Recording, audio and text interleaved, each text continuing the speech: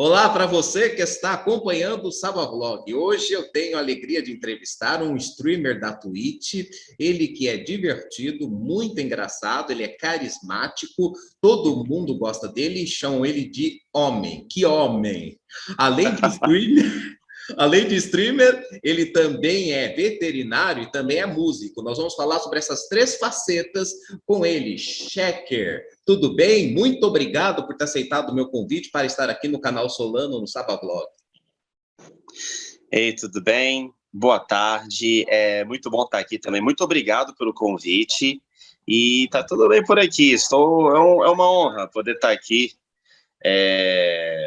ter essa entrevista, poder compartilhar um pouco das minhas facetas aí com vocês. Tá certo. Então vamos começar falando do streamer.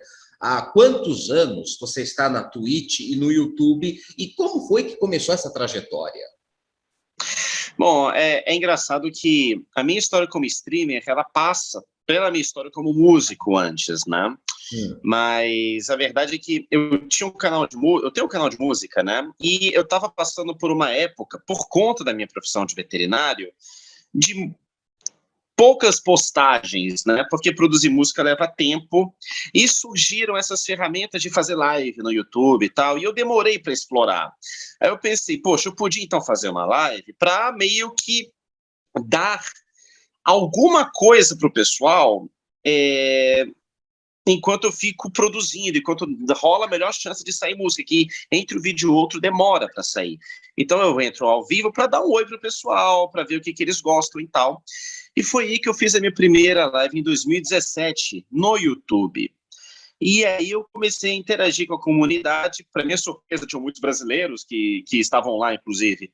E para surpresa deles, eu também era brasileiro, eles não sabiam que eu era brasileiro. E aí a gente começou a conversar e eu acabei pegando gosto pela coisa. E eu fui para a Twitch em 2018, dia 1º de agosto de 2018, para ser mais preciso. Foi quando eu comecei a virar mesmo streamer da Twitch TV. Tá certo. No YouTube você estava vendo algum ganho assim ou só na Twitch você tem mais vantagens? Bom, no YouTube, sim. No YouTube eu tenho ganhos e na Twitch eu também tenho ganhos. A diferença é que, na época, eu já tinha ganhos do YouTube. E eu não cogitava nada da Twitch, eu mal sabia como seria na Twitch. Eu ia pro YouTube porque meu público estava no YouTube, né? Foi isso que eu pensei na época. Mas, em relação a ganhos, meu trabalho musical me gera alguns ganhos, sim. Até mensais. Mas quando eu fui para a Twitch é que eu vi a diferença. Na Twitch que realmente tem uma diferença, não só pela Twitch mesmo, ou pelo YouTube. Na verdade, os dois são muito parecidos em relação a ferramentas de ganhos. Mas na época, a Twitch tinha mais ferramentas para você receber, mas principalmente a cultura da comunidade é diferente. Você vai para a Twitch para ver lives. Você não vai lá para ver vídeos. Apesar de que até tenha vídeos, mas você vai lá para ver vídeos, para ver lives, e a mentalidade de quem quer ver live é de já ter algum trocado, alguma inscrição, alguma coisa para apoiar o streamer. No YouTube, na época, live não era o primordial, aliás, acho que até hoje não é o primordial são os vídeos. Então, a comunidade que assiste vídeo não está acostumada a dar dinheiro para o produtor de conteúdo. Eles geram renda através de anúncios, através de visualizações, né?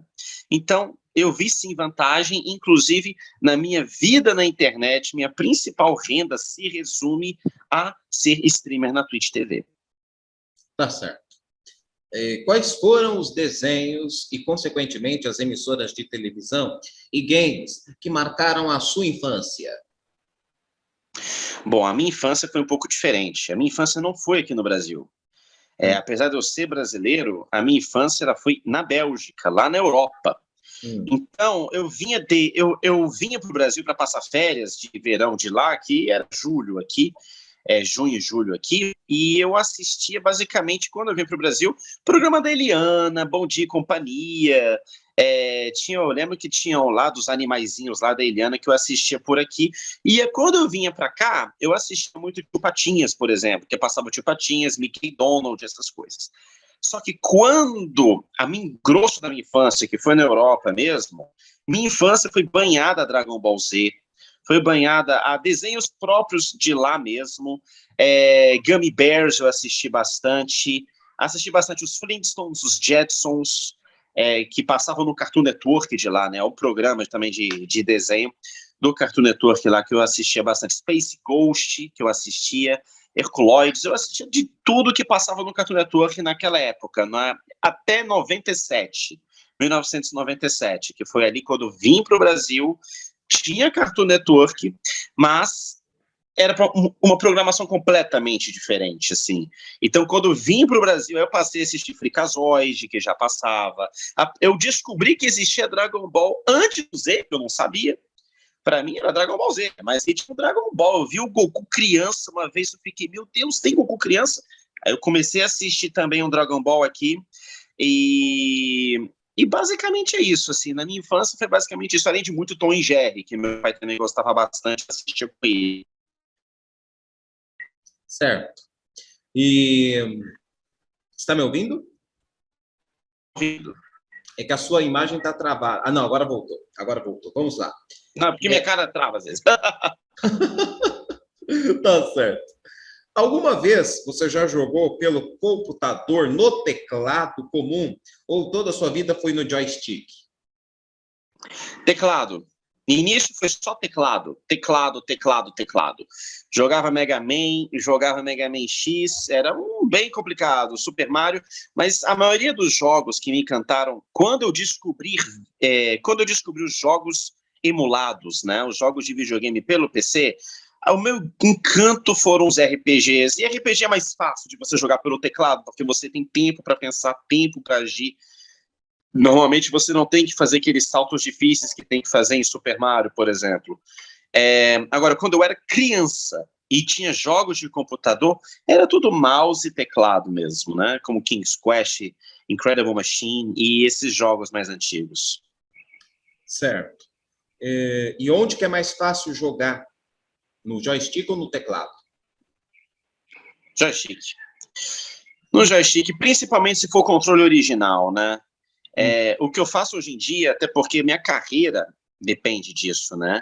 Eu tenho controle, por exemplo, de PlayStation, o de PlayStation 4, tenho controle de PlayStation 5, por exemplo, mas para você ter noção como é muito melhor você jogar não só pelo joystick, mas você jogar com controles originais, eu tenho um controle de Super Famicom original, com adaptador para o USB.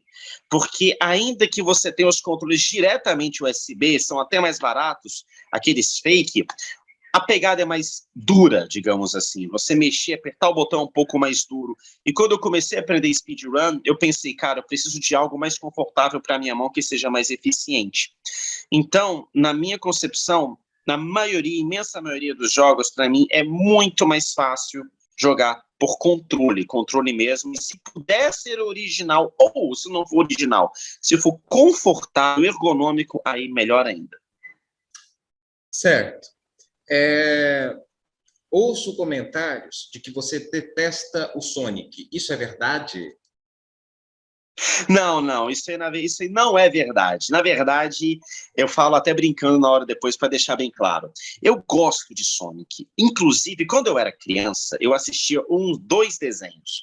Um deles era o Super Mario Super Show, que era um desenho horroroso, assim, não é um desenho bom, é nostálgico, mas não é bom.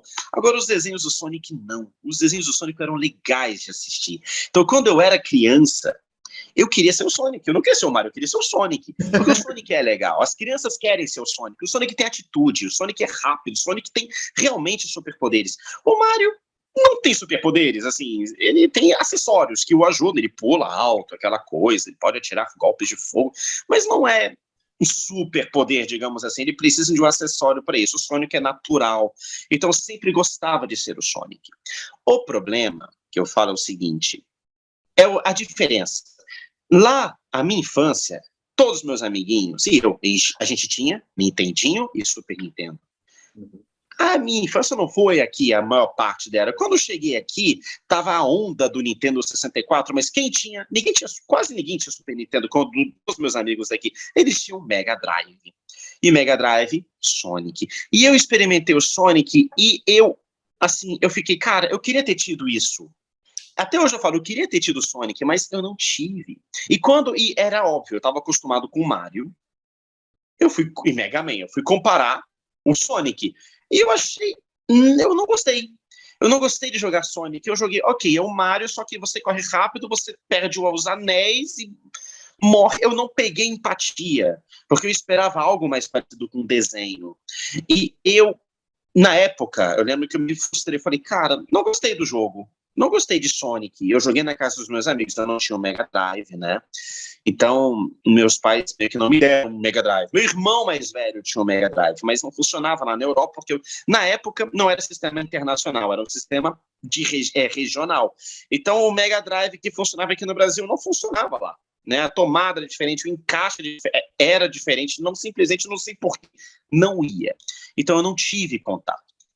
Então, quando eu vejo muito essa guerrinha engraçada, que eu diria até boba, entre Sega e Nintendo, Sonic e Mario, eu sou o time Mario, porque eu vivi Mario, eu não vivi Sonic, então eu tava brincando, se esse jogo fosse bom aí, entendeu?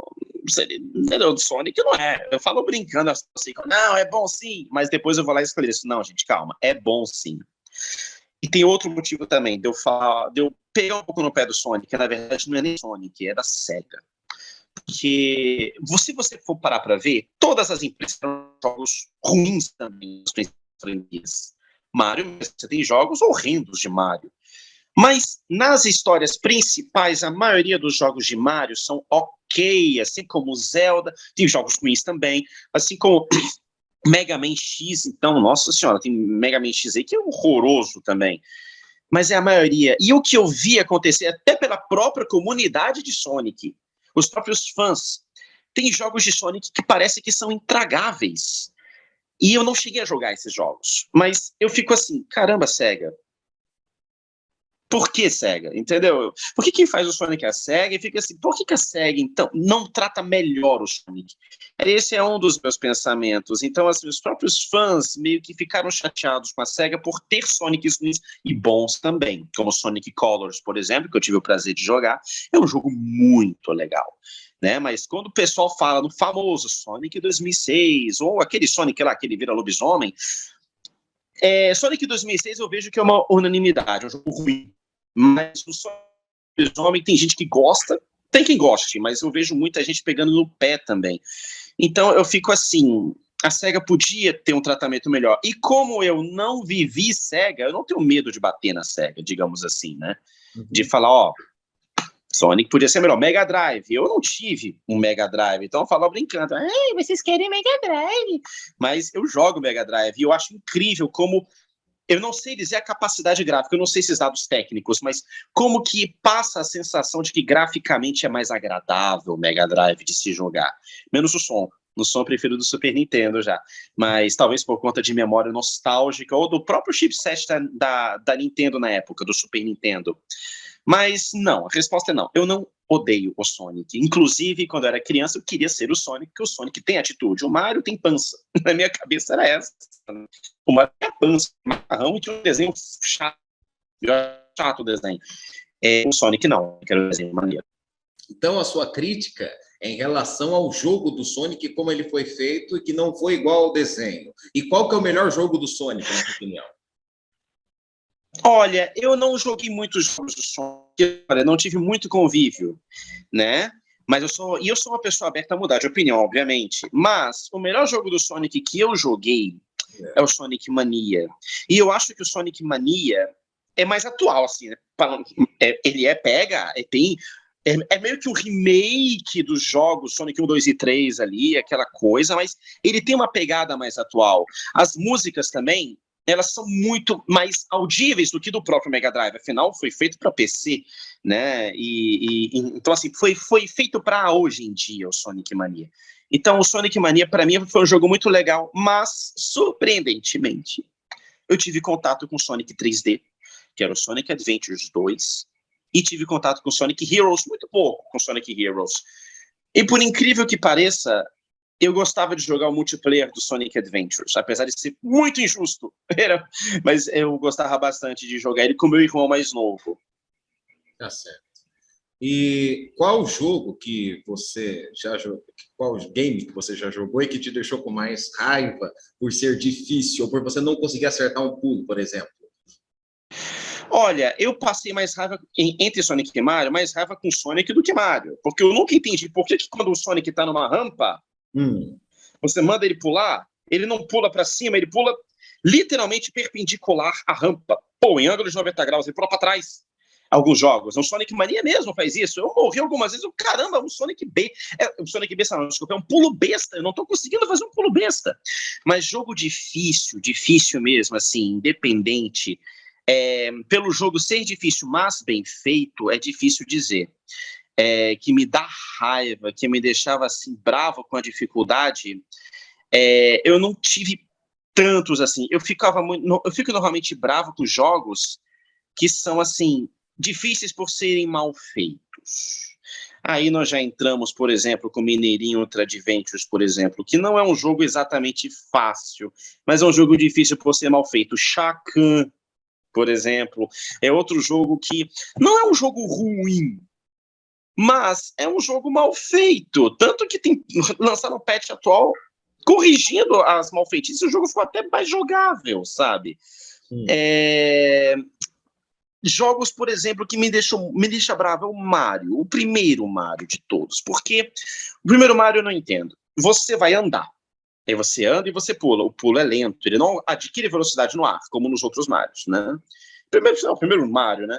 Então ele pula, beleza. Só que se você anda um pouquinho mais e acelera um pouquinho mais, ele não acelera gradativamente. De repente liga um tubo e sai correndo, e eu não consigo voltar no pulo, então eu morro com muita facilidade nos jogos de Mario ou no Lost Levels também, né? Que é genuinamente um jogo difícil, mas que dá raiva o pulo, entendeu? Eu tenho dificuldade com o pulo. Inclusive, parando para pensar, jogo dificinho e que me dá raiva o pulo é o Mario, mais até do que o Sonic, porque o primeiro Mario realmente tinha essa dificuldade de salto. Outro, esse sim, eu acho que muita gente vai concordar comigo. Existe um jogo que eu li na opinião de uma revista uma vez, bem assim, este é um dos piores jogos da história. É o Castlevania 3. Porque o Castlevania 3 não é um jogo ruim. Ele falou, não por ser um jogo ruim, o jogo é ótimo, mas por ser injustamente difícil. Você tá e pula para trás e é cheio de poço que te mata. Então, é um jogo genuinamente difícil, na minha opinião, bem feito, assim, é um bom jogo, mas que eu falo até brincando nas minhas lives, quem foi o estagiário que teve uma boa ideia de levar o dano, o cara pular para trás, e botar um poço logo atrás dele, entendeu? Então, assim, eu diria que esses são os jogos que fizeram mais parte da minha vida, digamos assim, ou da minha história, até como streamer ou como pessoa, que me deram mais raiva, por conta da dificuldade do pulo, e Castlevania 3 é um desses jogos, por exemplo, que acho que a maioria vai concordar comigo, é um jogo genuinamente difícil por conta do pulo e por conta das quedas que você leva.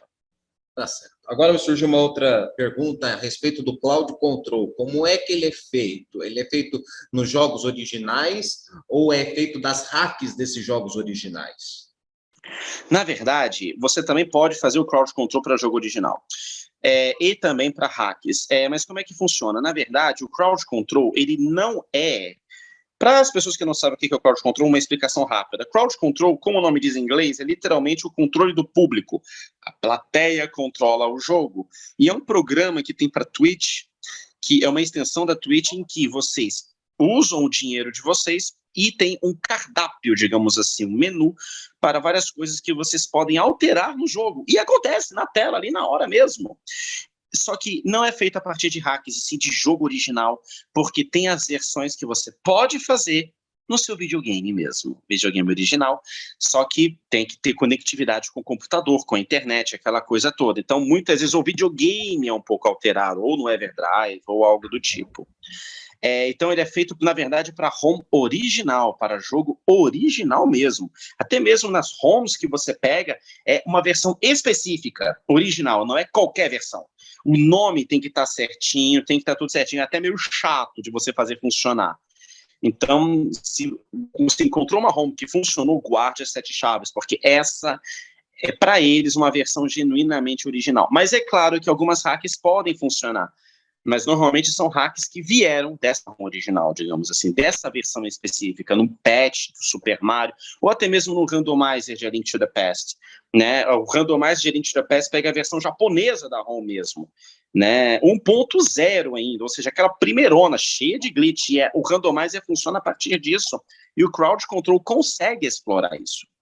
A grande questão é que ele pede para ser ou no Everdrive, no Super Nintendo, no caso, ou no Mega Drive, ou não importa, qualquer drive que você for usar no hardware original, ou se for no PC via emulação, tem que ser um emulador específico, que eles desempenham lá para você, que tem acesso ao crowd control.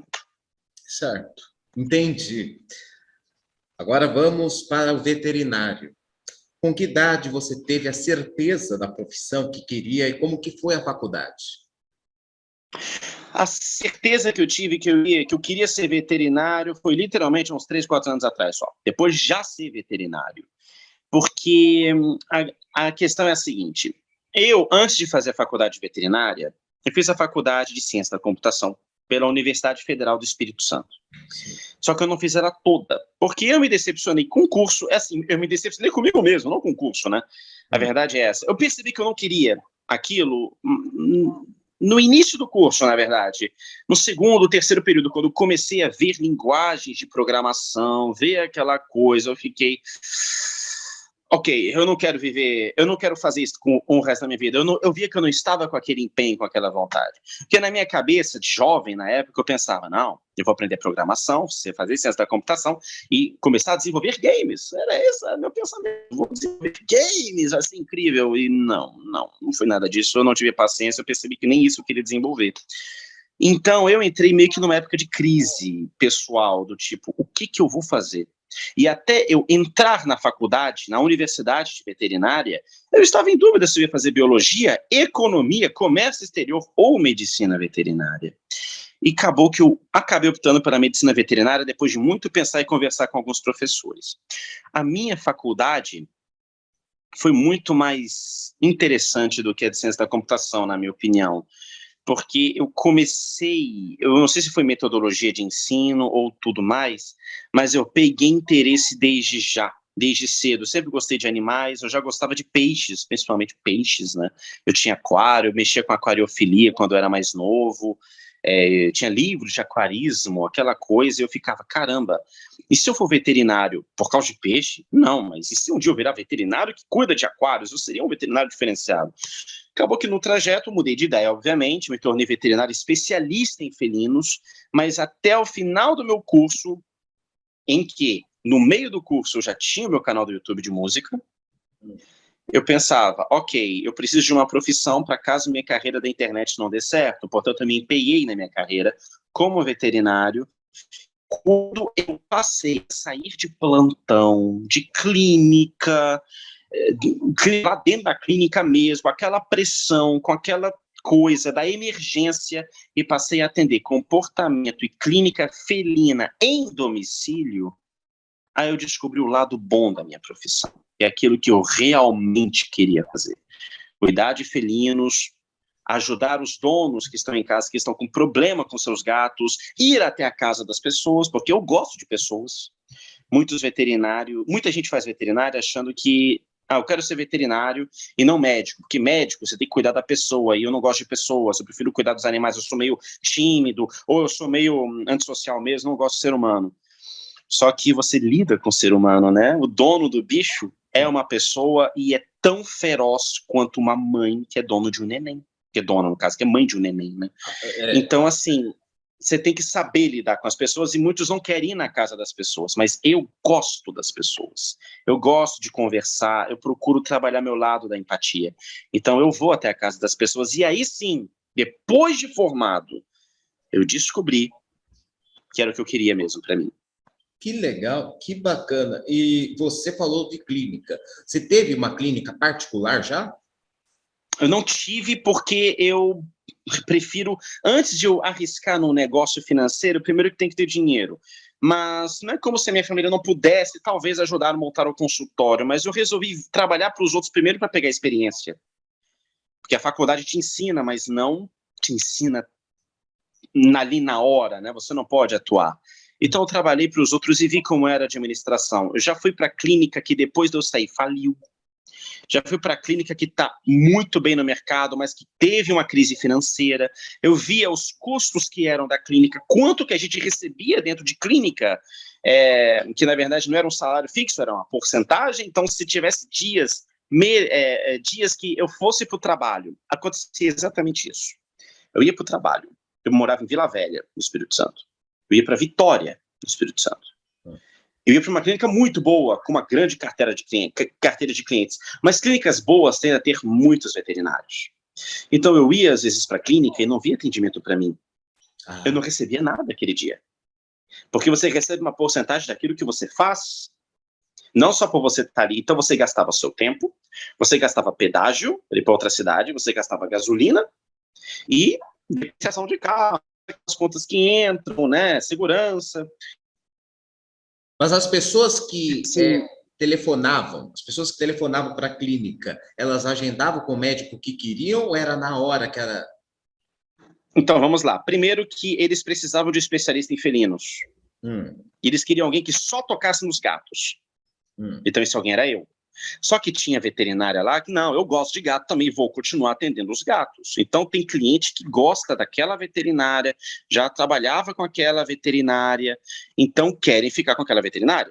Não conhecem quem é esse cara que acabou de chegar, né? Então, eles podiam sim marcar. E quando era um gato que não era de ninguém, me chamavam, aí já era comigo.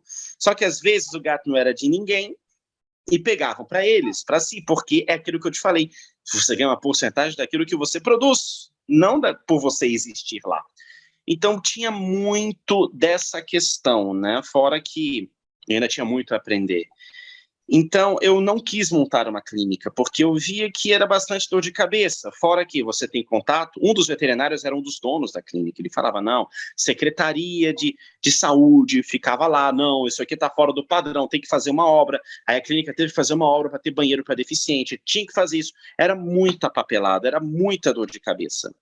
E eu pensei, eu não quero ter uma clínica, porque vai me engessar. Eu vou ter que ficar só aqui, eu vou ter que ir para um local. Então, eu não quero ter uma clínica, eu não quero ter um consultório, eu não quero ter um estabelecimento em um local parado para eu ter que ir, um local físico. Eu prefiro ter a minha liberdade de eu ir aonde eu quiser, trabalhando na casa das pessoas. Entendi. Você faz operações? Não. O curso de veterinário, ele te capacita a fazer cirurgia. Mas eu gosta o que você menos gosta. Eu sempre fui muito mais adepto de ser aquela pessoa que fica como anestesista do que aquele que fica fazendo a cirurgia mesmo. Não é nem por questão de habilidade manual, até porque eu tenho habilidade manual até, mas eu não gostava, eu não tinha paciência, falei, que saco, tem que abrir, que saco, tem que fazer. Então, eu não peguei apego pela matéria de cirurgia, portanto, eu resolvi não fazer cirurgias, né? Não é a minha praia. Tá certo. Então agora vamos falar da música. Você é músico e quais instrumentos você toca e quantas músicas de games você já reproduziu até agora? Essa última pergunta é difícil, porque tem música que nem eu lembro. Mas, primeiramente, meu primeiro instrumento musical foi bateria, quando eu tinha 12 anos de idade.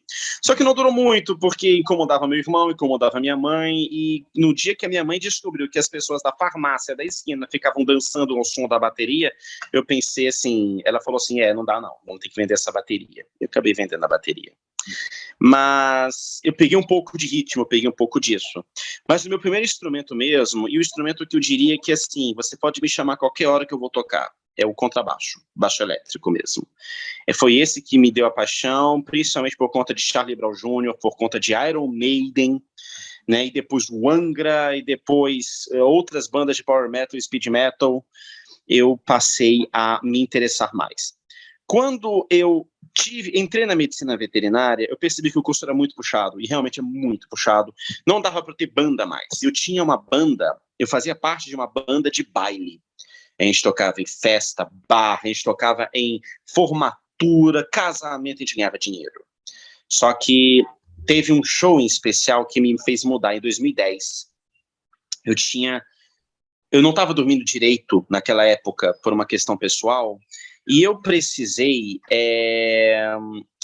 estudar muito por umas matérias um pouco mais complicadas, como bioquímica. Quem é da área de medicina vai saber bioquímica, química fisiológica, biofísica, são matérias muito pesadas, além, claro, da própria anatomia e da própria histologia. E aí teve um show que, mesmo tendo tudo ensaiado, eu tive alguns apagões de memória e comecei a errar as músicas, ali ao vivo mesmo. E erros, apesar de que pouca gente percebe o baixo, mas eram perceptíveis, as pessoas perguntavam se eu estava bem, se eu estava me sentindo bem. E ali, eu muito frustrado, depois eu continuei, não errei mais, mas eu muito frustrado, eu pensei, não dá, eu vou ter que focar em uma coisa. E eu resolvi sair dessas bandas. Ao sair dessas bandas, um ano depois, eu descobri canais de música que tocavam vários instrumentos. E eu fiquei, caramba, eu quero fazer isso. Então, eu tinha um violão parado, comecei a treinar meu violão, aprendi o violão. Aí eu falei, caramba, eu vou querer fazer metal, eu gosto de metal, né? Preciso de uma guitarra. Aí eu comecei a tocar guitarra também, aprender a guitarra, pegar dicas de amigos. Aí depois veio a ocarina, depois veio flauta, que eu já sabia tocar. Instrumento percussivo, eu já tinha alguma noção por ter tocado bateria com 12 anos de idade. E, apesar de pouco, fica, né? Você pega ali naquela questão do ritmo, e o baixo também te dá esse ritmo. Então, se eu for parar para dizer, instrumentos que eu toco assim, sei tocar, pode mandar que eu toco, é o baixo. Agora, instrumentos que eu consigo gravar com, além do baixo, violão, bateria, consigo fazer alguma coisa. Instrumentos percussivos no geral, ocarina, guitarra, flauta, instrumentos percussivos eu vou colocar no geral, mas instrumento percussivo inclui, por exemplo, bumbo, tarol, inclui carrilhão, que é só para você fazer um negócio, e instrumentos rítmicos, como aquele ovinho, né, que é o shake egg, né, que você consegue mexer. E no meu canal eu desenvolvi o diferencial de usar taças também, né, pego taças de vinho, né, que eles falam, são essas taças de cristal. Você coloca uma água, você consegue reproduzir um som com aquilo. Eu conseguia achar a nota, eu encher de água para chegar na nota que eu queria e usar. Como eu usei alguns covers, por exemplo, como um de 007, Severnaya Surface, né, que é a música da neve de 007, já começo com esse acorde, e em Scars of Time também, de Chrono Cross, que é na versão remake que eu fiz. Eu também começo usando esses acordes aí de taças, que eu acabei gravando. Agora, quantas músicas eu acabei gravando de games é difícil dizer, porque teve músicas que eu tirei do canal que ficaram muito ruins, e teve músicas que eu não postei, porque eu desanimei do projeto, ou não ficaram boas mesmo. Mas eu diria que, contando com os medleys, que são compilados de várias músicas, com toda certeza foram mais de 100, e junto com as colaborações que eu gravei, talvez o passe de 150 músicas, assim, individuais, né? Lembrando que medley, por exemplo, o medley de Chrono Trigger que eu gravei são 5 músicas ali. Então, em um medley tem 5 músicas já. Então, se eu for contar assim, individualmente, aí você... Eu diria que junto com as colaborações, mais de 150. Tá certo. Bastante? É bastante, E você aprendeu apenas nesses canais a aprimorar o seu talento, ou você teve aulas também em alguma escola de música?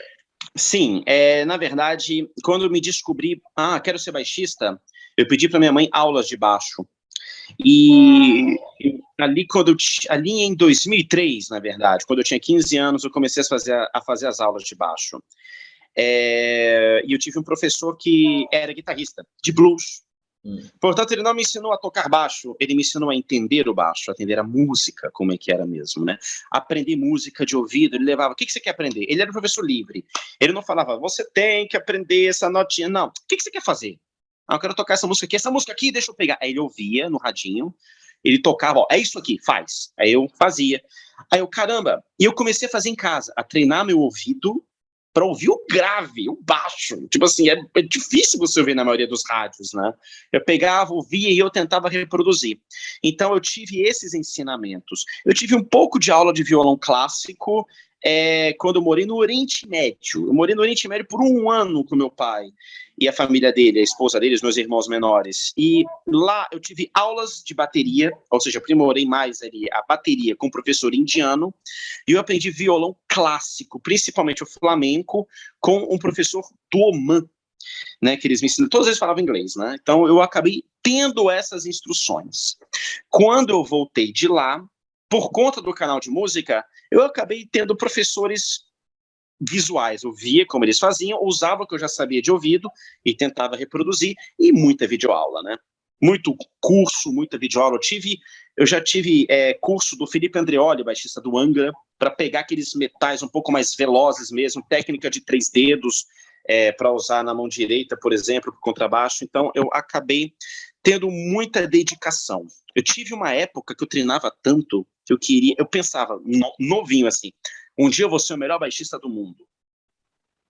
Aí hoje em dia eu penso, é bobagem, não tem um melhor baixista. Melhor baixista para quem? É o mais rápido? É o que compõe as melhores músicas? É o que faz as coisas mais diferentes, mais inusitadas?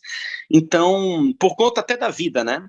Acabei indo para a faculdade de veterinária, acabei montando o meu canal, depois eu comecei a fazer lives, a música acabou perdendo um pouco espaço por conta disso. O treino do baixo perdeu espaço para eu fazer treino de guitarra. Eu não sabia segurar uma paleta. Se vocês forem ver o meu medley de Castlevania, o primeiro medleyzão mesmo, lá atrás, em 2011, repara como eu seguro a paleta? Tá totalmente errado, esquisito, eu não sabia segurar uma paleta, mas eu já sabia eu já tinha a mão esquerda, eu não tinha a mão direita, né, a pegada na mão direita, isso eu fui desenvolvendo com o tempo. Aí eu tive que gastar tempo treinando os outros instrumentos, e eu acabei não desaprendendo, mas despraticando o baixo, por conta disso. Tá certo. E para tocar as músicas de games, uma música, por exemplo, fazer o arranjo dela demora horas em um dia ou demora vários dias? Vamos lá, tem alguns fatores aí. Que música? Porque minha cabeça funciona muito bem para alguns estilos de arranjo e não tão bem para outros. Exemplo, funciona muito bem para Donkey Kong, Mario, Zelda. Eu tenho um arranjo assim, ok, é legal. Isso aqui, na minha cabeça, tá soando bem. E normalmente eu sou melhor na minha cabeça do que sai o produto, mas soa bem na minha cabeça. Agora, se você pega um Final Fantasy, um Castlevania, é mais complicado, porque a música é mais complexa. Então, o arranjo que você vai fazer depende um pouco de entendimento do quão complexa é essa música. Outro fator, tamanho da música. Porque se eu for fazer, por exemplo, um medley, meu medley de Donkey Kong Country 2, o total foram 10 dias, total, de você fazer um arranjo, gravar, aprender os instrumentos, gravar os instrumentos, você gravar o vídeo, você mixar a música, masterizar a música, editar o vídeo. Era uma época de férias. Então eu consegui fazer. Era época de férias, né? Então eu consegui fazer. Agora, um medley mais simples do que esse, que foi o de Mega Man 7, me levou 6 meses. 6 meses. Porque a rotina não me permitiu. Digamos assim, aí você perde, já mudei de ideia, agora eu já quero fazer assim, você apaga, faz de novo, acaba indo. Eu penso assim, quando você tem um projeto, eu pelo menos, você tem um projeto musical, e você tá com essas ideias, vai e faz. Senão você vai desanimar, você vai mudar de ideia e fica diferente. Fazem muitas hacks desses jogos, Mega Man, Donkey Kong e tudo mais. Já não te procuraram alguns streamers que fazem essas hacks para colocar no lugar das músicas originais as versões que você fez? Sim, já. Nenhum famoso, à exceção de poucos, assim. Alguns youtubers já me procuraram, já até gravei para alguns deles. E também gravei música para um game que foi lançado, que é o Retro Gamer Adventure 2, que tem música até mesmo da minha autoria, digamos assim, que é do Zé Vitor aí, né, que faz, assim, jogos open board excelentes, assim, ele faz jogos muito bem feitos, beat'em up no geral, e acabei fazendo alguma palhinha ali, né, de música autoral mesmo, e usam alguns dos meus covers. Mas tiveram sim outros que fizeram, pô, a gente quer botar essa música aqui, a gente quer fazer desse jeito. Só que na época não tinha muito como fazer. Hoje em dia tá, eu não vou dizer fácil, mas está mais simples, né, que o surgimento das MSU, que é justamente você bota a MSU na pasta do jogo, ele substitui automaticamente o som do jogo pelas músicas que você colocou ali. Então tem gente que até mesmo acaba, nem pede, vai lá e faz e bota a minha música lá, ou música de outros, né, artistas, e pronto, fica sendo a música do jogo. Entendi. E quantas músicas instrumentais você compôs até agora? Não, minha parte de composição nunca foi muito meu forte. Eu nunca me considerei um músico muito criativo na área de composição. Então eu diria que tem 10 ou 12 no máximo.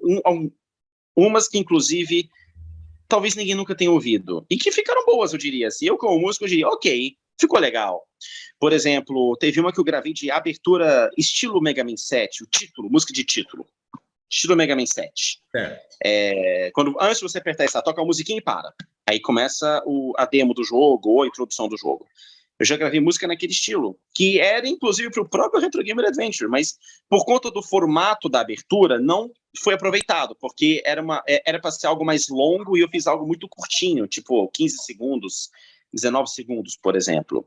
Mas eu diria que são 11 ou 12, que eu também não vou lembrar. Tem coisa que eu já trabalhei quando era mais novo também, quando eu sonhava em ser o baixista do Iron Maiden, por exemplo. Tipo, eu acabei trabalhando algumas coisas assim, que obviamente é um sonho bobo, mas eu sonhava, né? E para terminar, você canta ou não? Eu tenho uma voz afinadinha e eu tenho uma voz boa, mas eu não tenho técnica e nem... eu tenho noção de que eu não sei cantar, digamos assim. Eu tenho noção que eu tenho uma voz barítona, principalmente, mais grave, e que eu entendo de uma coisa ou outra, mas como eu não tenho técnica, não tenho treino, eu não tenho um alcance vocal muito grande, eu não tenho meios para exercitar a voz. Portanto, se for necessário cantar, provavelmente eu chamaria outra pessoa. Tá certo, então. Eu gostei muito de entrevistar você, Checker. Agora diga para o meu público os horários do seu canal. Você ainda está no YouTube ou não está mais? No YouTube, eu produzo muito pouco. Eu estou voltando agora, só que na área de games mesmo, né? Por conta das lives, né? Mas no YouTube, as pessoas podem me encontrar lá. São músicas, né? Então meio que pode ir a qualquer hora, se quiserem ouvir. Eu também estou nos canais do Spotify, também estou nos canais em Spotify, iTunes, Deezer. Você encontra a maioria dos meus covers lá. E tudo de graça, né? Esse é o melhor passo, tudo de graça, vocês podem lá ouvir, caso vocês gostem aí, né, de videogame, músicas de videogame, heavy metal e violão clássico, acústico, vocês são mais do que bem-vindos. Em relação ao meu trabalho como streamer, na Twitch TV, praticamente todos os dias, eu meio que vou vendo a folga, normalmente uma vez por semana, raramente 2 vezes por semana, mas normalmente vocês vão me encontrar lá a partir das 8 horas da noite, todos os dias. A não ser que eu dê maratona e eu comece mais cedo. Tá certo, então. Checker, muito obrigado. Foi um prazer conversar com você, conhecer essas facetas e uma curiosidade que eu não sabia, que você havia morado fora do Brasil. Sim. Sim, por isso que eu tive pouquíssimo contato com o Mega Drive. Pouquíssimo, nada de contato com o Mega Drive, a verdade é essa. E aí quando eu cheguei, e eu sou uma pessoa que gosta de implicar, eu tive um irmão muito implicante, eu perdi no videogame, ele fazia assim, já eu ficava bravo. Então, eu sou uma pessoa implicante por conta disso, eu vejo as pessoas Sonic. Olha o Sonic, eu não sabia, eu busco um defeito, né? Sim. Não sabia nem uma rampa direito, olha lá, me explica isso, Sega. Aí eu falo brincando, assim.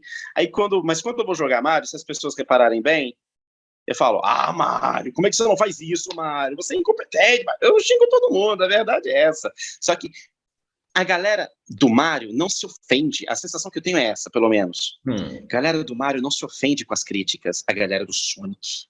Nossa senhora, a galera do Mega Drive fica brava. Eu vou lá e dou uma cutucadinha. Aí depois eu falo, gente... E eu falo rindo, tá? Eu falo rindo. Tipo assim, gente, ó... É brincadeira, não sei o quê. Tanto que às vezes eu falo até brincando assim, pro pessoal aí entender. Gente, nós vamos fazer agora uma maratona só de jogos ruins, né? Só de jogos ruins. Jogos assim, aquele jogo, meu Deus, intragável. Eu falo pra ele, gente, ó, Mineirinho, Chacan, qualquer jogo do Sonic, entendeu? Só jogo assim. Aí o pessoal fica, jogo do Sonic. Não, eu falo brincando. Calma, gente, calma, brincadeira. Tá certo, então. Foi muito divertido e eu tenho certeza que todos vão gostar. Muito obrigado, Checker. Obrigado, e galera do Sonic. Ó, brincadeira, hein? Ó, não vai me hatear, não, hein? Senão eu vou zoar de volta. Tá certo. E para Um você que abraço. nos assistiu, muito obrigado. Até o próximo sábado, o Sabablog. Tchau.